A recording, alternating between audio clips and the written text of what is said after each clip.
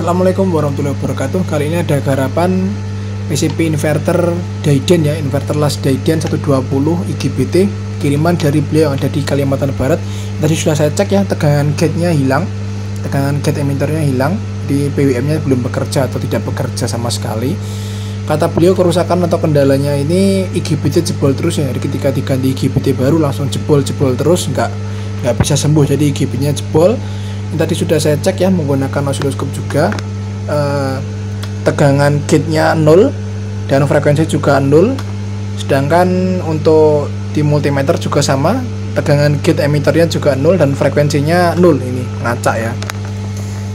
Dan ini langsung aja kita balik ya. Ini langsung kerja cepat aja karena masih banyak kerjaan yang belum diselesaikan, harus kerja target ini.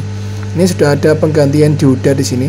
Ini belum saya apa-apakan ya, ini sudah diganti dioda.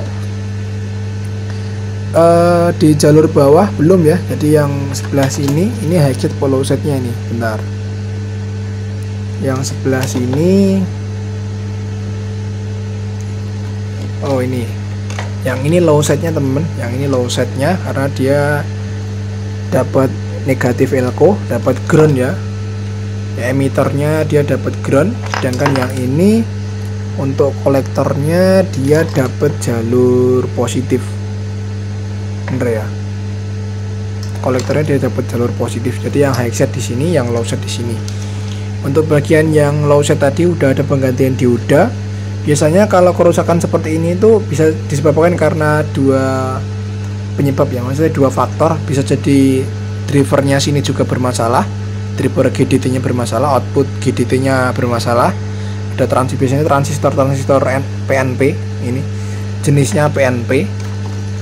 Untuk kopling ya, ini biasanya setengah rusak, ini nanti langsung aja diganti. Untuk transistornya biasanya menggunakan ini pakai BC327 kan, untuk transistor bagian driver GDT nya, output driver GDT maksudnya menuju ke gate nya IGBT.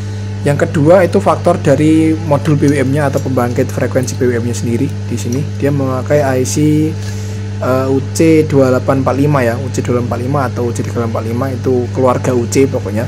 Ini untuk op-amp nya biasanya pakai MC33074 atau bisa diganti pakai LM324 bisa ya. Ini atau LM224 atau LM324. Jadi biasanya IC nya ini rusak, menyebabkan PWM nya tidak bekerja sama sekali. Karena tadi tegangan gate hilang, dicek pakai osiloskop juga nggak ada frekuensi sama sekali. Berarti langkah awal normalkan dulu bagian PWM nya sini teman ya. Normalkan dulu bagian PWM nya di sebelah sini. Ini kita lepas dulu dan kita coba langsung ganti karena ini saya sudah pengalaman teman ya, sudah pengalaman mesin las Diden itu sering sekali rusak di IC PWM nya. Jadi langsung aja kita ganti IC PWM nya. Nanti kita cek lagi output PWM nya apakah sudah keluar atau belum. Setelah itu kita baru menyelesaikan atau kita kerjakan bagian GDT nya atau output ke gate IGBT teman. Jadi kita urut ya, kita troubleshootingnya itu urut dari jalur awal dulu selesai, baru ketika PWM sudah normal baru ke output finalnya, ke output power IGBT nya gitu teman ya. Jadi jangan diuplok-plok sini dulu, kita normalkan dulu bagian sini. Atau setidaknya ini yang tadi diodanya diganti ini kita lepas dulu, takutnya ini juga short. Kita coba cek dulu teman ya, dioda tadi apakah short. Ini kita cek apakah diodanya ini short. Ternyata enggak, berarti ini sudah pernah diganti, sudah pernah diservis ya. Ya bener aja karena ini IGBT sudah beberapa kali diganti dan jebol, masih jebol lagi gitu. Langsung kita lepas eksekusi ya bagian PWM nya. Nanti saya jelaskan lagi hal-hal apa saja yang perlu dicek. Jadi yang pertama itu normalkan dulu PWM nya. Setelah PWM di sini kaki nomor 6 PWM nya itu UC2845 itu output PWM nya single ya. Jadi nanti untuk bagian GDT nya itu dia juga single, nggak ada output A dan output B, adanya cuma single. Jadi single PWM di sini. Ini langsung masuk ke trafo GDT. Di sini MOSFET-nya udah hilang. Ini harusnya ada MOSFET ya. Ini saya baru nyadar ini ada MOSFET yang hilang ya. Nah ini MOSFET-nya, MOSFET driver untuk trafo GDT, untuk menggerakkan trafo GDT juga udah nggak ada. Nanti kita ganti, maksudnya tipenya N channel ya. Jadi ini sering sekali bermasalah juga untuk mesin Last Dayden. Kadang-kadang apinya nggak keluar, atau kadang-kadang apinya macet. Ini gara-gara ini juga ya. Oke lur. Oke dulur, ini sudah saya oprek tapi belum selesai ya. Jadi yang bermasalah itu cukup banyak ternyata di bagian PWM nya. Ini sudah posisi nyala, tapi untuk bagian output driver GDT nya belum selesai saya kerjakan, karena ini tadi baru selesai pengerjaan di bagian PWM nya. Ini masih di atas, masih di bawah PCB ya, belum saya kembalikan ke atas lagi. Jadi ini baru uji coba atau ngetes dulu, nanti kalau sudah fix baru dirapikan ya. Jadi jangan salah paham, ini hanya untuk pengetesan saja. Saya matikan dulu, saya jelaskan ya teman, yang rusak apa tadi, yang rusak tadi apa gitu. Jadi ini tadi yang bermasalah terutama IC nya sendiri ya. Ini IC nya UC245 dan LM324. Ini op-amp nya menggunakan LM324 atau LM224, bisa diganti pakai MC334 juga. Ini IC nya bermasalah, sudah saya ganti. Dan untuk jalur VCC nya juga ternyata juga bermasalah ya. Ini ada Q5 itu adalah transistor NPN, dia sebagai switch on off untuk on off ataupun standby dan onnya si PWM. Si UC2845 ini mendapatkan tegangan 14-15 volt dari kolektornya transistor Q5 ini. Jadi dia Q5 ini kolektornya outputnya ke kaki nomor 7 UC245, dan kaki emitornya didapat pin nomor 1, 2, 3, 4, 5, 6 ya, kalau nggak salah tadi 6 ya, pin nomor 6 tadi. Pin nomor 6 itu input VCC untuk supply PWM, untuk VCC UC245 15 volt, dan juga untuk VCC si op-amp LM324 ini. Jadi ini tadi switchnya saya jumper langsung, jadi transistornya saya buang, saya jumper langsung dari kaki kolektor ke emitornya agar bisa langsung on ya si PWM nya, karena kadang-kadang si transistor ini bermasalah ketika diganti lagi, jadi menyebabkan dia mati lagi atau PWM nya off lagi. Jadi langsung di jumper aja ini untuk mengatasi atau menonaktifkan saklar otomatis di supply UC245 agar dia tetap awet gitu teman ya, jadi nggak kambuh lagi rusaknya. Yang kedua, kapasitor CT nya atau kapasitor timing ya, CT ya, kapasitor timing CT di kaki nomor 4 terhadap ground. Kaki nomor 4 UC245 terhadap ground itu ada CT atau kapasitor timing untuk delay dead time dan duty cycle nya, untuk delay duty cycle PWM nya. Jadi diatur dari sini. Ini tadi kapasitornya saya ganti, nilainya 1,5 mikrofarad, 1,5 nanofarad, 1N5 ya, 1,5 nanofarad. Ini tadi ketemu nilai di 39 sampai 40 kHz.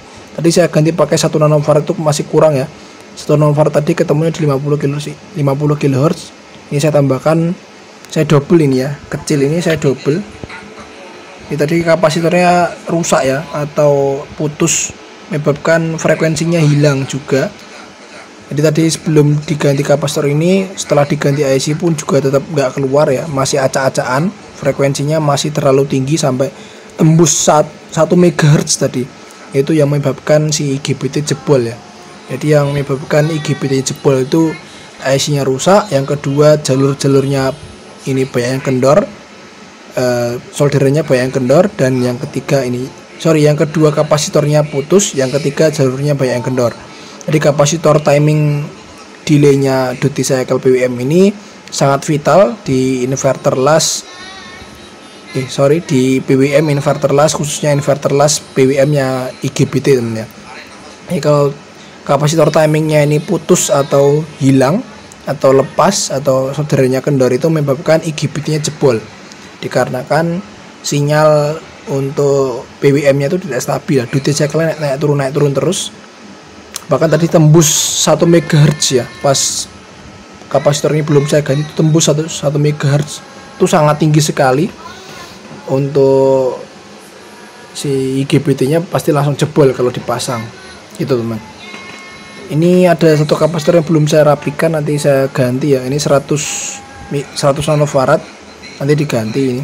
Ini saya jumper karena tadi ngetes dulu. Terus tadi ada yang short juga, ternyata elko-nya itu elko-nya short juga, ini di jalur 15 volt. Tadi sempat output power supply-nya yang 18 volt ini konslet atau short ya, nanti konsleting terhadap ground. Saya kira IC regulator LM317 nya ternyata bukan, ternyata kapasitor elko-nya ini yang short ya. Terus untuk bagian IGBT sendiri ini nanti tinggal ganti transistor aja teman ya. Ganti transistor untuk drivernya. Ternyata ini sudah ada, sorry ya, tadi ini ternyata sudah ada. Si MOSFET driver ini ternyata sudah ada di sebaliknya, jadi terpasang di sebaliknya. Sorry, saya ralat dulu tadi ya. Saya tadi salah mengira, saya kira menggunakan MOSFET SMD, ternyata sudah ada di sebaliknya dan ternyata masih normal juga. Yang enggak normal adalah di low setnya ini, tadi yang high setnya normal ya. Kita akan cek bersama-sama. Nyalakan dulu, aduh, sorry. Kita nyalakan dulu.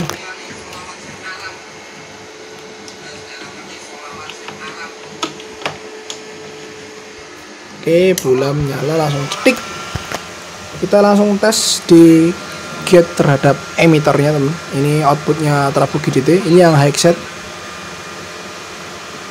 Yang high setnya ini 7 volt. Harusnya 13 volt ini karena si op-amp sudah terpasang ya. Ini OC nyala. Dia OC nyala dikarenakan tidak ada output ya, tidak ada tegangan output di stang lasnya karena ini menggunakan sistem optocoupler, sistem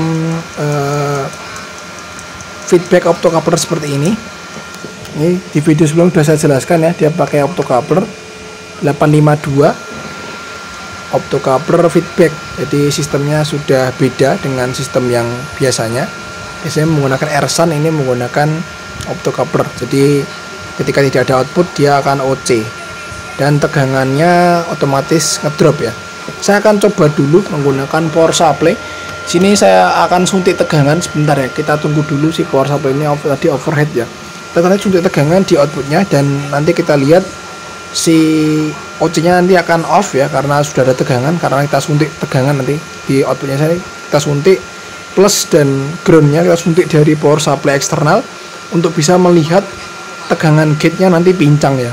Jadi yang high setnya 13 volt normal, yang low setnya 8 volt, jadi pincang. Sedangkan frekuensinya sama, tapi tadi sempat saya cek di high setnya 13 volt, di low setnya 8 volt, tapi untuk frekuensi sama. Dan tegangannya tadi pincang ya. Jadi itu juga yang menyebabkan IGBT-nya gampang jebol. Nah, ini sudah saya suntik tegangan sekitar 22 volt saja ya di sini di outputnya stang las. Kita langsung cek tegangan gate-nya, gate IGBT terhadap emitter. Nah, nanti akan kelihatan gimana bedanya ya, pincangnya si gate-nya ini baru ketahuan nantinya. Oke, saya pindah dulu ini menunya ke frekuensi dan volt AC biar bisa kebaca ya. Oke, ini 40 kHz dengan 12,9 volt AC. Ini yang high setnya. Oke ya. 12-13 volt. Sekarang ini yang low set kita pindah. Nanti akan berbeda. Yang ini 40 kHz tapi tegangannya drop 8 volt ya. Sebelahnya. Nah, ini baru ketahuan dia. Tadi kan sebelum disuntik tegangannya sama-sama 8 volt ya. Sekarang baru ketahuan kalau tegangannya ternyata pincang. Jadi seperti itu kendalanya. Setelah disuntik tegangan, PWM-nya baru bisa aktif 100%, maksudnya baru benar-benar aktif. Dan dia tegangan gate-nya itu antara high set dan low setnya pincang. Tadi high setnya 13, low setnya cuma 8 volt. Inilah yang menyebabkan IGBT-nya jebol-jebol terus, teman. Oke, sekarang sudah selesai, tinggal nanti pasang IGBT ya. Ini sudah selesai. Jadi tadi yang bermasalah itu adalah jalur untuk bagian sini ya, untuk bagian output ke gate IGBT dari output yang terapuk GDT itu ternyata juga lumayan banyak. Jadi yang pertama solderan kendor, yang kedua dioda dan kapasitornya short ya. Jadi yang tadi low set itu tadi itu kapasitor untuk filternya antara gate dengan emitter itu short, kecil banget kapasitornya ini ya. Nilainya tadi kalau nggak salah sih sampai konslet ya, bener-bener sampai short. Ini saya ganti sepasang, jadi yang sebelah juga saya ganti biar nggak pincang ya. Ini saya ganti pakai MKM 224 atau 220 nanofarad 0,2 mikrofarad ya. Untuk diodenya saya ganti pakai FR207 agar kuat ya, karena dia fast recovery Schottky. Ini sudah normal, tinggal nanti pasang IGBT, kita cek lagi, nyalakan, dan kita suntik tegangan di outputnya agar PWM nya bisa bekerja secara full atau bekerja tidak standby ya. Jadi VRD nya dia off. Ini yang pertama, ini yang headsetnya kita untuk perbandingan ya, 13 volt. Oke, 13 volt 39 kHz. Kita pindah sebelahnya. Oke, sama, kita pindah yang low set yang tadinya cuma 8 volt, sekarang kita cek lagi. Oke, sekarang sudah menjadi 13 volt 13,1, seimbang dengan yang headsetnya ya. Ini yang sebelahnya. Oke, juga sudah seimbang, dan ketika dicek pakai osiloskop juga sudah mantap. Antara headset dan low setnya itu bentuk BWM sinyalnya sudah bagus ya. Ini kita cek pakai osiloskop ya. Ini yang headsetnya kita cek 40 kHz, duty cycle-nya 48,6%, rise time-nya 80 nanosecond. Kita pindah ke low setnya. Oke, bentuk gelombangnya sama, tidak ada cacat frekuensi. Saya klik RMS nya 13,8 volt dengan duty cycle 48%. Mantap bro, sudah jadi ini, nanti tinggal pasang IGBT baru dan sudah beres. Oke, lanjut part 2 nanti ya. Ini karena banyak servisnya nggak cuma satu ya, ada 3. Jadi yang pertama Dayden, yang kedua sama yang ketiga itu mesin las MMA MOSFET ya. Nanti lanjut di video selanjutnya aja. Ini udah selesai, jadi seperti itu cara mengatasinya. Terima kasih, semoga bermanfaat. Wassalamualaikum warahmatullahi wabarakatuh.